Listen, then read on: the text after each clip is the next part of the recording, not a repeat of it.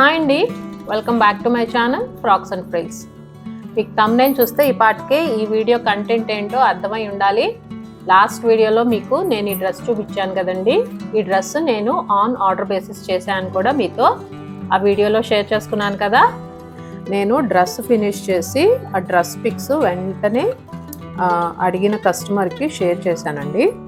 Share చేస్తే వాళ్ళు వెంటనే ఏమన్నారంటే, మేము అడిగిన కలర్ కాంబినేషన్ డిఫరెంట్ కదా, అంటే పిక్లో ఉన్న కలర్ కాంబినేషనే కావాలి, ఇది ఈ కలర్ కాదు అని చెప్పారండి.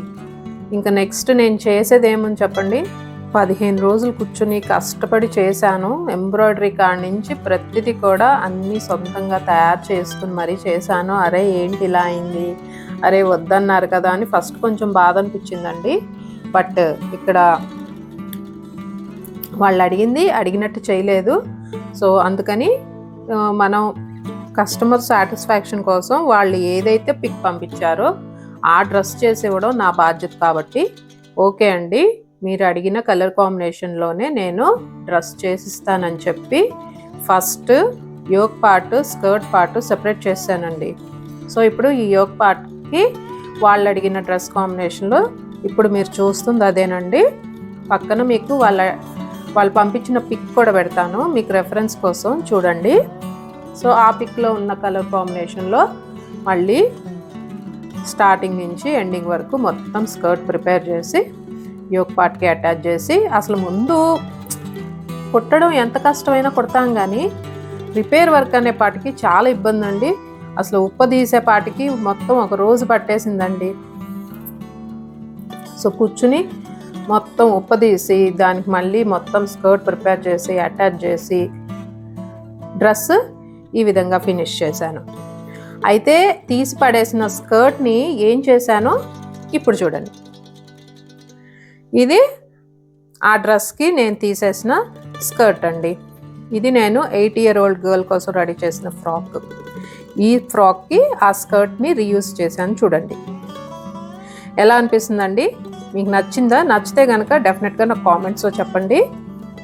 వేస్ట్ అయిపోకుండా మనం చూడండి స్కర్ట్ని ఎలా రీయూజ్ చేసామో, ఎంత క్యూట్గా ఉందో చూడండి డ్రెస్ కూడా.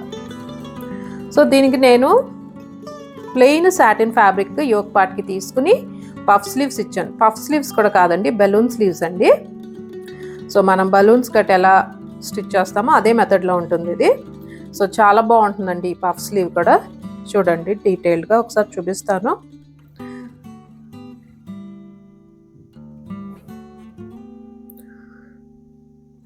డ్రెస్ రెడీ చేసి దీనికి యాప్లిక్ వేసి ఈ డ్రెస్ రెడీ చేశానండి. సో ఈ వీడియోలో అయితే యాక్చువల్గా డ్రెస్ కన్స్ట్రక్షన్ ఏది కూడా షేర్ చేసుకోవట్లేదండి. జస్ట్ ఈ నా ఒక ఎక్స్పీరియన్స్ మీతో షేర్ చేసుకోవాలని చెప్పి ఈ వీడియో చేస్తున్నానండి.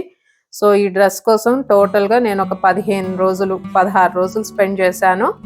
సో ఈ డ్రెస్ మీకు వేసుకుని వాళ్ళు కనుక నాకు పిక్స్ షేర్ చేస్తే ఆ పిక్స్ మీకు కూడా షేర్ చేస్తానండి. డెఫినెట్గా ఎలా వచ్చిందో మీకు కూడా తెలుస్తుంది.